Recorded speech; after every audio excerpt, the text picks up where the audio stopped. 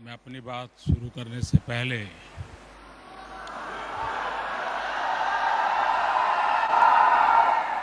सबसे पहले श्री वसंत गोवारिकर, जो हमारे देश के गणमान्य वैज्ञानिक थे और आज ही हमारे बीच नहीं रहे, मैं इसी धरती की संतान और भारत को विज्ञान जगत में आगे बढ़ाने में जिन्होंने बहुत अहम भूमिका निभाई थी, ऐसे श्रीमान वसंत गोवारिकर जी को हृदय से अंतःकरणपूर्वक श्रद्धांजलि देता हूं।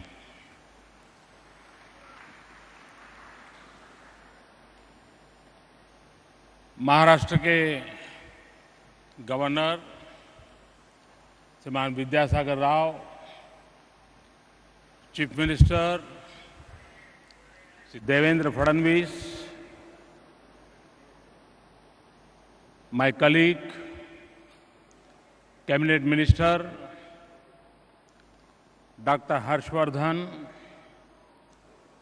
Shri Y S. Chaudhary,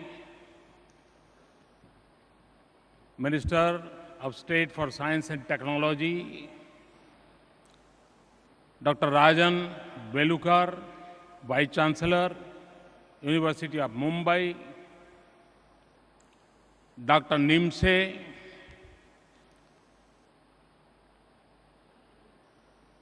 ladies and gentlemen, it is a great honor to participate in the Indian Science Congress. I thank University of Mumbai for hosting this Congress. I've had the opportunity to participate in the Congress as the Chief Minister of Gujarat. I'm delighted to return here after 10 years. I greatly admire the rich history of this 100-year-old institution. I feel humbled by the work that scientists do, and I find science and technology an invaluable ally in governance and development. Human civilization has advanced because of the basic human spirit of inquiry and quest for understanding our universe and world. It is a search driven by the belief in what our Vedas describe as Satya Sarvam Pratisthanam. Everything is established in truth. Science may be the product of human brain, but it is also driven by the compassion of human heart, the desire to make human life better. We have here with us Nobel laureates whose work in science has given new hope against dreaded disease. We also have one whose own understanding of social science gave the poorest a life of hope, opportunity, and dignity. Science and technology has helped reduce poverty and advance prosperity, fight hunger, and improve nutrition, conquer disease, improve health, and give a child a better chance to survive. Connect us to our loved ones and the world. Spread education and awareness, and given us clean energy that can make our habitat more sustainable. A nation's progress and its human development are linked to science and technology. In more recent times, China's emergence as the second biggest global economy is in parallel to its rise to the second place in science and technology activities. Science and technology can also remove national barriers, unify the world, and advance peace. It can bring nations, rich and poor, in a shared effort to address global challenges. But we also know that it can increase inequality, make wars more lethal, and damage our environment. Sometimes we learn about their consequences later, as we did on climate change. Sometimes these are the result of our own choices. For example, information technology was meant to increase efficiency and productivity. Sometimes, however, its various distractions can easily overpower us. How often do we sit in meetings and cannot resist the temptation to catch up on our messages? So when we speak of science and human development, we cannot divorce it from the questions of political decisions, social choices, and of equity, ethics, and access. Human development has been the larger purpose and the driving force of Indian scientific pursuits.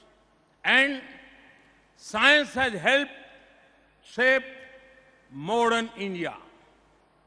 At the dawn of freedom, Prime Minister Jawaharlal Nehru placed science and technology at the heart of national development.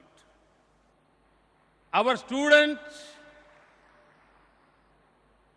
our scientists launched pioneering research and built outstanding institutions with modest resources that continue to serve us well.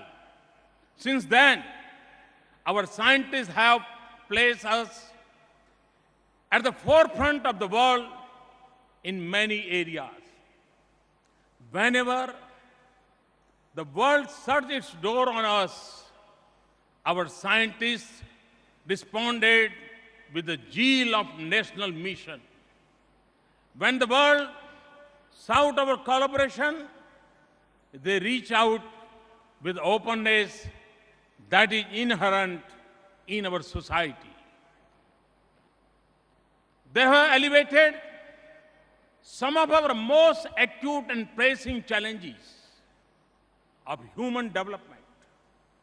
They help us overcome dependence on others for such basic needs as food. They have secured our borders, supported industrial progress, and given our people a life of opportunities and dignity.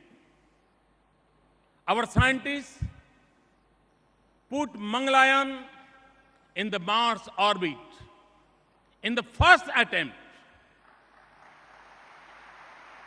And I must congratulate Radhakrishnan's team. And their accurate prediction of cyclone Hudhud saved thousands of lives. Our nuclear scientists work for our energy security, and they have also placed India at the Asian forefront in cancer research and treatment. Our achievements give us pride, but they do not blind us to the enormous challenges that we face in India.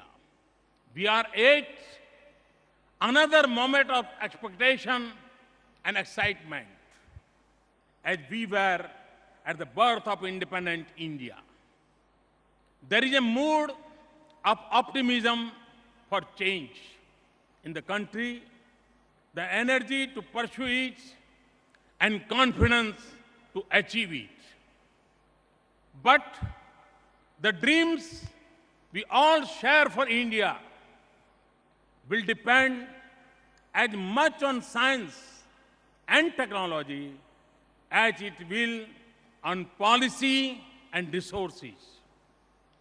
To make our agriculture more resilient and yield more, to develop appropriate and affordable technologies for rural areas, to do more from our drop of water and explore the potential of marine resources, to preserve our biodiversity and keep our environment clean, to improve healthcare and develop medicines and medical devices that is within the reach of the poorest, to make clean energy affordable and its use more efficient, to use technology to realize our dream of housing and sanitation for all, to find our own solutions,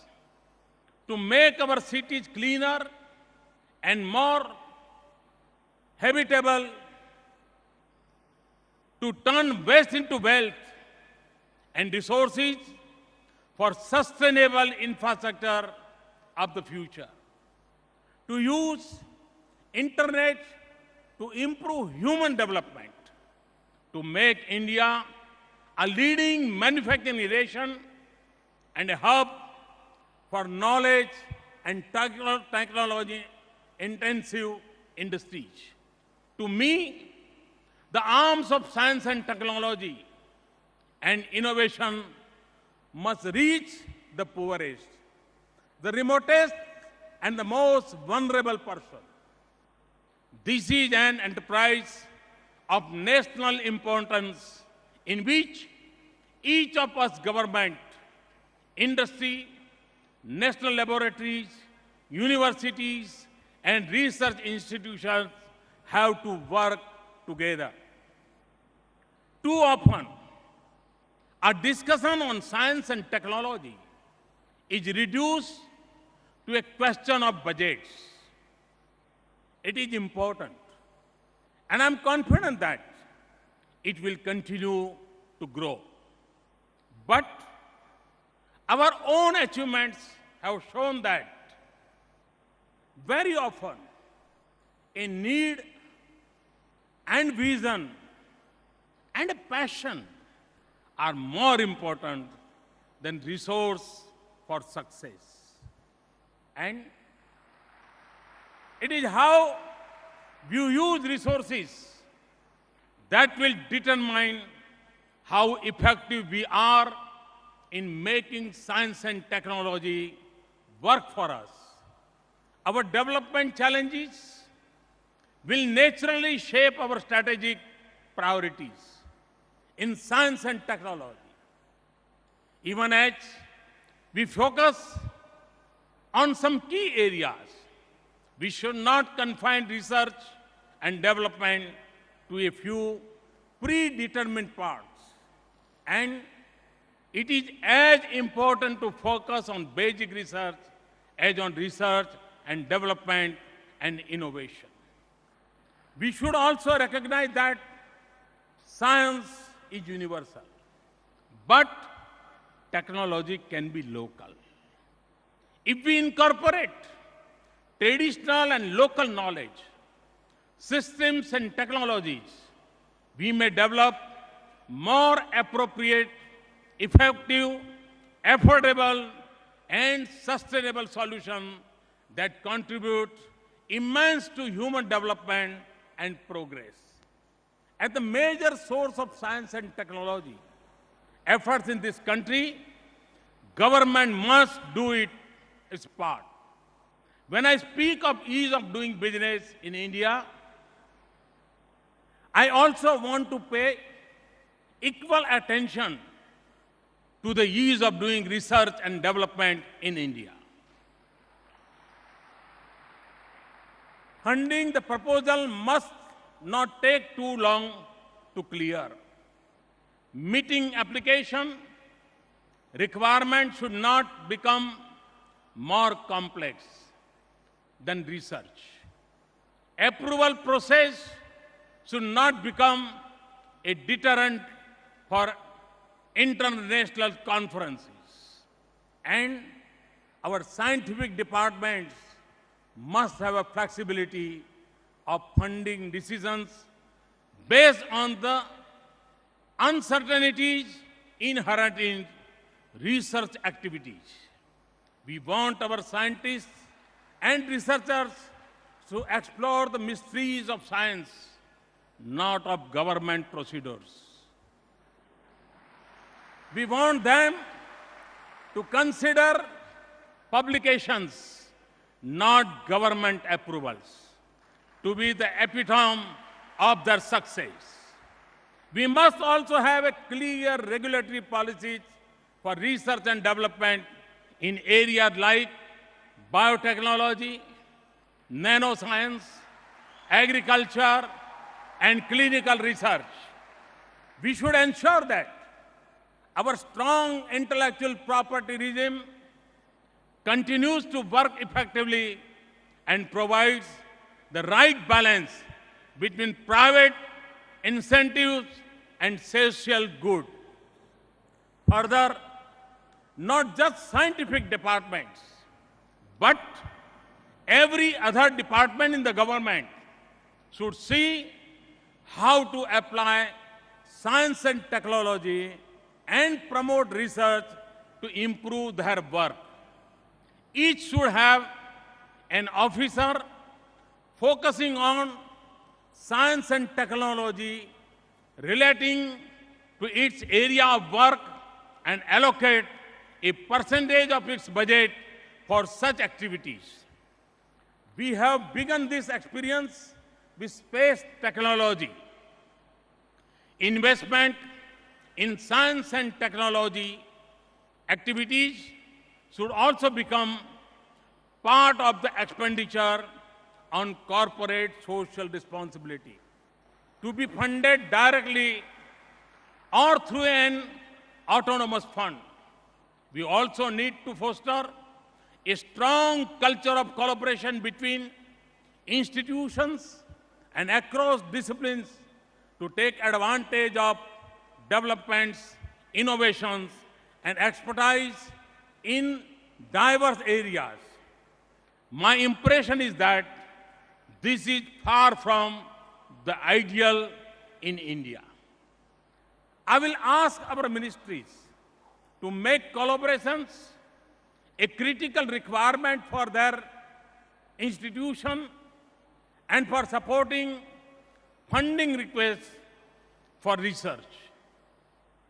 We have to place the university system at the cutting edge of the research and development activities in the country. Our investments in science and technology are far too concentrated in the agencies of the central government and must become more broad-based. Our universities must be freed from the clutches of excessive regulation and cumbersome procedures. They must have a higher degree of academic freedom and autonomy, and there should be as much emphasis on research as on teaching.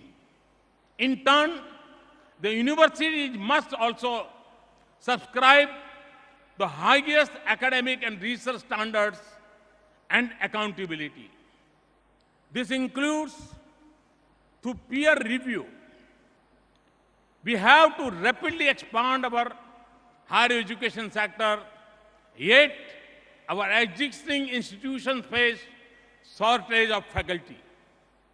We have a large pool of outstanding scientists and engineers working in central institutions and agencies. I want them to spend some time each year teaching and guiding PhD students at a university. Our industry must also step up investments in science and technology in its own interests. India's own pharmaceutical industry has carved out a place for itself in the world because it invests significantly in research. Indeed, our long-term global competitiveness will depend not on replicating what others have done, but through a process of sustained development and innovation. There is a growing trend of international collaboration in research and development, not just among business enterprises, but equally among researchers and scholars at universities and laboratories. We should take full advantage of this. For this reason, I have placed science and technology at the forefront of our diplomatic engagement. As I have traveled abroad, I have personally sought out scientists to explore collaborations in areas like clean energy, agriculture, biotechnology, medicine, and healthcare. We have built excellent partnership with all leading nations to address the grand challenges of the world today. I have also offered our expertise to our neighbors and other developing countries. I have often spoken of skill development for our youth. Our future will be secure and our global leadership possible if we also prepare the next generation of world-class scientists, technologists, and innovators. School education in science and mathematics should become more creative and stimulating. Let us also use internet to bring the best of our scientists in direct contact with our children and our youth. Digital connectivity should become as much a basic right as access to school. I welcome the initiatives of Department of Science and Technology for innovating thousands of children and youth in science and technology. It is not surprising that our young minds are winning international competitions, and 12 of them have minor comets named after them. Our children should seek role models in scientists as much as in sportsmen. Their parents should feel as much pride in their children seeking a future in science as in business or civil service. For this, we need to communicate the power and possibilities of science better. Let us, for example, make science and technology the theme of Republic Day parade in the near future. We need to celebrate our scientific achievements as much as we rejoice in our success in other areas. We should give young participants and winners in science fairs maximum public recognition and sustained support of the government.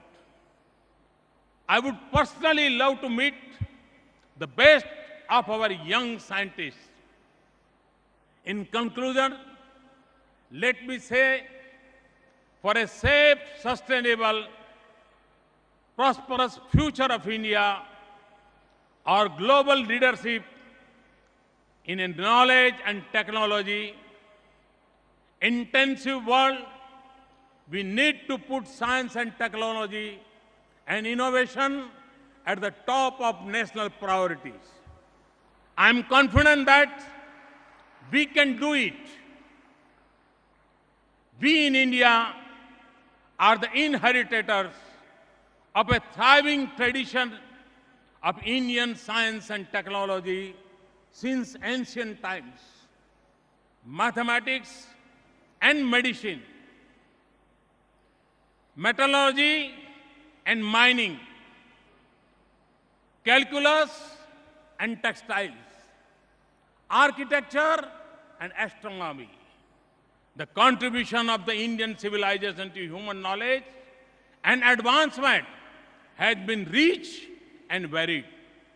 We can draw inspiration and confidence from our numerous success over the past 6 decades in difficult circumstances. The strength of our many institutions and India's rich talent in science reflected in the 5 distinguished Indian scientists whom we have just honored. Above all, we must restore the pride and prestige of science and scientists in our nation. Revive the romance of science in society. Rekindle the love for it in our children and encourage our scientists to dream, imagine and explore. You will have no better supporter than me. In turn, I seek your help in transforming India. Thank you very much. Wish you all the best. Thanks a lot. Ladies and gentlemen, how do you... I now declare 102nd session of Indian Science Congress 2015 open. Thank you.